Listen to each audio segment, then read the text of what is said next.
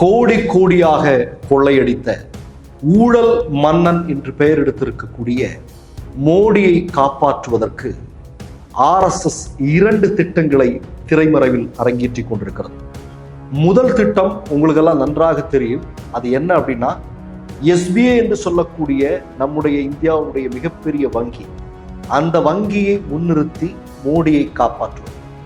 ஆனால் மதிப்புக்குரிய உச்ச நீதிமன்றம் தலையிட்டு 26 நாள்லாம் உனக்கு தர முடியாது, கொடுத்துட்டோம், ஏற்கனவே இந்த பல நாட்கள் கொடுத்துட்டோம், இன்னும் நீ 3 மாசம் கூடுதலா கேட்கிற, அதெல்லாம் உனக்கு தர முடியாது தம்பி.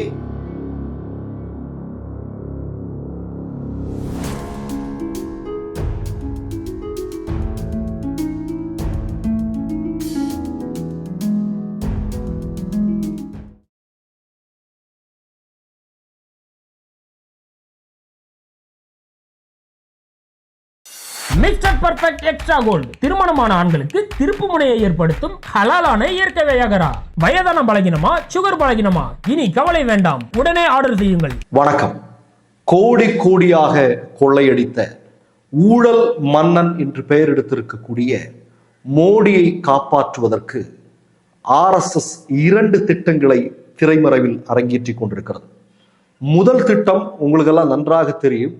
அது என்ன அப்படின்னா, SBI என்று சொல்லக்கூடிய நம்முடைய இந்தியாவுடைய மிகப்பெரிய வங்கி, அந்த வங்கியை முன்னிறுத்தி மோடியை காப்பாற்றுவது. ஆனால் மதிப்புக்குரிய உச்ச நீதிமன்றம் தலையிட்டு 26 நாள்லாம் உனக்கு தர முடியாது, கொடுத்துட்டோம், ஏற்கனவே இந்த பல நாட்கள் கொடுத்துட்டோம், இன்னும் நீ 3 மாசம் கூடுதலா கேட்கிற, அதெல்லாம் உனக்கு தர முடியாது தம்பி, நீ 24 மணி நேரத்துல கொண்டு வந்து ஆகணும் அப்படின்னு சொன்னதுக்கு அப்புறம் அவன் ஏதாவது இப்படியும் தண்டனை கிடைக்க போறது அப்படிங்கிறது உறுதி. ஏன்னா SBI மோடிக்கு சப்போர்ட் பண்ணியிருக்கு, உதவி செஞ்சிருக்கு, மோடியினுடைய ஊழலுக்கு துணை போயிருக்கு. அப்ப நமக்கு எப்படி தண்டனை கிடைக்கும்? சரி, முதல்ல ஒப்புக்கிட்டோம்னா கொஞ்சம் குறைகிறதுக்கு வாய்ப்பு இருக்கு அப்படின்னு சொல்லிட்டு அவன் எல்லாத்தையும் கொண்டு வந்து புட்டு வச்சான். இன்னும் வர வேண்டியது ஏராளமா இருக்கு. அப்ப RSS திரைமறைவில் ஒரு திட்டம் போட்டது எப்படின்னா, இந்த SBI வச்சு எப்படியாவது காலம் கடத்திடலாம், எலெக்ஷன் முடிஞ்சிருச்சு, எப்படியாவது வெற்றி பெற்றுட்டோம்னா பிறகு நம்ம ராஜ்யம் தானே, என்ன வேணாலும் பண்ணலாம் அப்படின்னு திட்டம் போட்டிருக்கிறாங்க. ஆனா அந்த பிளான் 1 நடக்கல. இப்ப திட்டம் 2, திட்டம் B என்ன அப்படின்னா, JP நட்டா அல்லது பாஜகவுடைய மூத்த முக்கிய தலைவர், இவர்கள்ல யாராவது ஒருத்தரை மோடிக்கு பதிலா பலியாடாக்குவது. எப்படி? அதாவது மோடியா இந்த பணத்தை வாங்கினாரு, மோடிக்கு இந்த பணத்துக்கு ஏதாவது சம்பந்தம் உண்டா? பாஜக கட்சியினுடைய தலைமை பொறுப்புல யார் இருக்கிறா? அவரும் அவருடைய அலுவலகம் தான் இதை செஞ்சது. மோடிக்கெல்லாம் தொடர்பு இல்லை. ஐயோ, மோடி பணம் பார்த்தாலே அந்த பக்கம் பார்க்க மாட்டார். பணம் நீங்க அந்த பக்கம் வைங்க, அவர் அந்த பக்கம் பார்க்கவே மாட்டார், அவ்வளவு நல்லவர் அவர் அப்படின்னு ஒரு திட்டம் போடுறதாக இப்ப தகவல் வந்திருக்கு. ஆனா இந்த திட்டம் இந்திய மக்களிடம் எடுபடுமா? கண்டிப்பா எடுபடாது.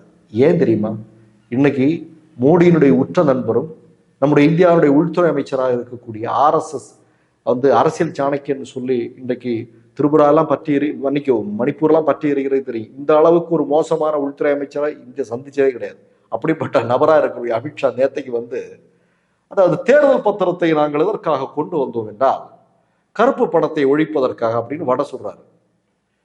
கருப்பு பணம் தானே ஃபுல்லா நீங்க வாங்கியிருக்கிறீங்க, வாங்கினது பூரா கருப்பு பணத்தை தான் வாங்கி வச்சிருக்கீங்க நீங்க, இல்லையா? இதுல எப்படி கருப்பு பணத்தை ஒழிக்கிறது?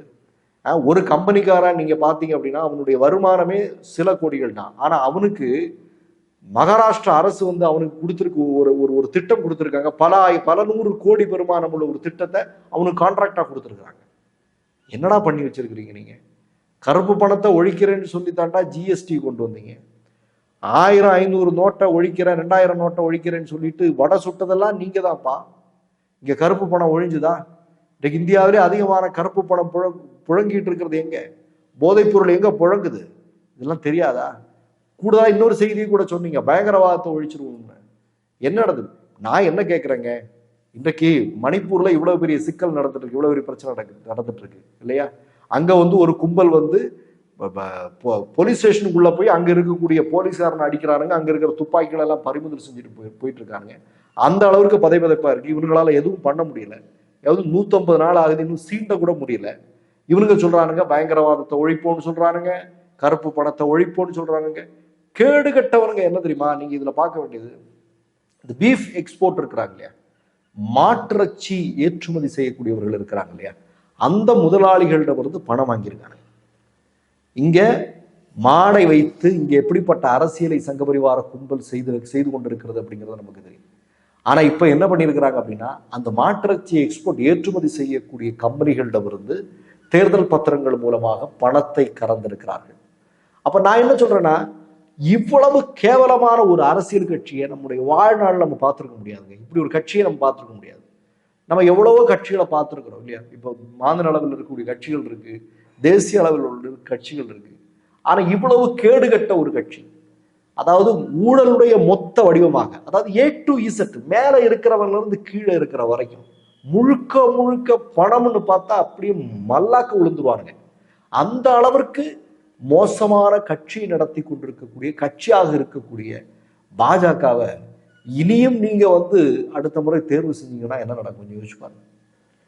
அதான் சொல்றேன், இப்ப பல திட்டங்களோடு முன்னிறுத்துகிறார்கள். ஏன்னா இவங்க என்னன்னா, மோடி மோடி மேரே பரிவார், மேரா பாரத், மேரா பரிவார்லாம் சொல்லி இன்னைக்கு ஒண்ணும் இல்லைங்க. நான் இந்த டிடி தொலைக்காட்சி உங்களுக்குலாம் தெரியும். அதுல சின்ன வயசுல இந்த சித்திரகார் அப்படிங்கிற ஒரு நிகழ்ச்சி பார்த்ததுனால இப்ப நீங்க பாத்தீங்கன்னா டிடி நேஷனல்ல 7 to 7:30 சித்திரகார் போடுவாங்க, பழைய ஹிந்தி பாடல்கள் போடுவாங்க. இப்போ எனக்கு பழைய ஹிந்தி பாடல்கள்லாம் ரொம்ப பிடிக்கும். இப்போ நான் பார்ப்பேன். பார்க்கும்போது ஒரு 3 மணி நேரத்தில் ஒரு 3 பாட்டு இல்லை 4 பாட்டு போடுவாங்க. ஆனால் 15 நிமிஷம் மோடியை குறித்து புகழ் பாடுற விளம்பரங்கள் தான். வேற எந்த விளம்பரமும் இல்லை. டிடி தொலைக்காட்சியில வேற எந்த விளம்பரமும் இல்லை. மோடி வந்துட்டா இது சரியாயிடும், மோடி வந்ததுனால தான் நமக்கு இங்கே ஆஸ்பத்திரி இருக்கு, மோடி வந்ததுனால தான் நமக்கு ஊசி கிடைக்குது அப்படிங்கிறதெல்லாம் மாதிரி வடை சுட்டுக்கிட்டே இருக்கிறாங்க. ஐயோ, வடைன்னு சொன்னா என்ன மாதிரி பொய்களை சொல்லிட்டு இருக்காங்க, பார்க்க முடியல நமக்கு. நான் தொடர்ந்து பார்த்துட்டு இருந்தேன். இந்த விளம்பரம் வர்றதுனால இப்போ அந்த சித்திரகாரம் வேண்டாம், எதுவும் வேண்டாம்னு முடிவு பண்ணிட்டேன். இப்போ எப்படியும் இந்த ஒரு 2-3 மாசத்துல மோடியை வீட்டுக்கு அனுப்பிட்டா பிறகு சித்திரகாரம் பார்க்கலாம் அப்படிங்கிற முடிவில் இருக்கிறேன். அந்த அளவிற்கு நீங்க பாத்தீங்கன்னா சேனலை திறந்தா இதுதான் நடந்துகிட்டு இருக்கு. அதே மாதிரி நீங்க பாத்தீங்க அப்படின்னா இன்னைக்கு இவர்கள் போட்டிருக்கக்கூடிய திட்டம், அதாவது JP நட்டா இல்லைன்னா பாஜகவுடைய மூத்த தலைவர்களில் ஒருவர், யாராவது ஒருத்தரை இவர் தான் இதுக்கு பின்னாடி அப்படிங்கிற மாதிரி. இப்ப நீங்க பாத்தீங்கன்னா இந்த பாருங்க, குஜராத்ல மோர்பி தொங்கு பாலம் விழுது. உங்களுக்கு தான் தெரியும் குஜராத் யாருடைய மாநிலம் அப்படிங்கிறதெல்லாம். அது யாருடைய காலத்துல அந்த திட்டம் போடப்பட்டது, அது யாருடைய காலத்துல முன்னாடி கட்டப்பட்டது இப்படிங்கிறதுலாம் ஒரு வரலாறுல எடுத்தா மோடியை நீங்க தவிர்த்திட முடியாது. ஆனா கடைசியில் என்ன பண்ணாங்க, மோடி அப்படியே கொண்டு வந்துட்டு லோக்கலா இருக்கக்கூடிய சில ஆட்களை பிடிச்சி வச்சு இவனுங்களால தான் அது நடந்தது அப்படிங்கிற மாதிரியான ஒரு பிம்பத்தை உருவாக்குனாங்க. நீங்க இந்தியாவில் ஒண்ணும் இல்லைங்க, ஒரு சின்ன செய்தியை நான் சொல்றேன். இப்ப புல்வாமா தாக்குதல் இருக்கு. புல்வாமா தாக்குதல் நடந்ததுக்கு பிறகு என்ன நடந்தது அப்படின்னு நமக்கு தெரியும்.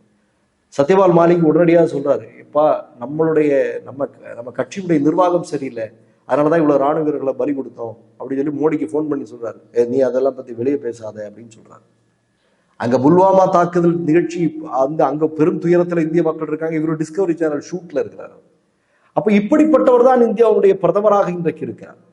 அவரை நீ காப்பாத்துறதுக்கு எந்த முயற்சி எடுத்தாலும் பாஜக பெரும் தோல்வியைத்தான் சந்திக்கும் என்பதற்கு எந்த விதமான சந்தேகமும் இல்லை. மற்றொரு நிகழ்வில் சந்திப்போம். நன்றி, வணக்கம். மை நேம் இஸ் ரெட் சேனலை சப்ஸ்கிரைப் பண்ணிக்கோங்க. அதுக்கப்புறமா பக்கத்தில் இருக்கிற ஜாயின் பட்டனை கிளிக் பண்ணீங்கன்னா ஒரு நியூ பேஜ் ஒன்று ஓப்பன் ஆகும். அதுலயும் ஜாயின் பட்டனே கிளிக் பண்ணிக்கோங்க. அதுல பாத்தீங்கன்னா credit R debit card options இருக்கு. இதுல உங்களுக்கு விசா, மாஸ்டர் கார்டு, ரிப்பே அப்படின்னு 3 ஆப்ஷன்ஸ் கொடுத்துருக்காங்க. அதுல நீங்க எந்த கார்டு சூஸ் பண்றீங்களோ அந்த கார்டோட நம்பர் என்டர் பண்ணிக்கோங்க. அப்புறமா கார்டோட வேலிடிட்டி மந்த் அண்ட் இயரை டைப் பண்ணிக்கோங்க. அடுத்தபடியா உங்க கார்டோட பின்னால CVC கோடுன்னு சொல்லிட்டு 3 நம்பர்ஸ் கொடுத்துருப்பாங்க. அந்த நம்பர் இதுல என்டர் பண்ணிக்கோங்க. அப்புறமா அட்ரஸ் அண்ட் இன்ஃபர்மேஷன் என்டர் பண்ணிட்டு பைங்கிற பட்டனை கிளிக் பண்ணிக்கோங்க. ஒருவேளை உங்க கார்டு நம்பர் இன்வாலிட்னு காமிச்சிச்சுன்னா உங்க கார்டுல இன்டர்நேஷனல் யூசேஜை எனேபிள் பண்ணுங்க.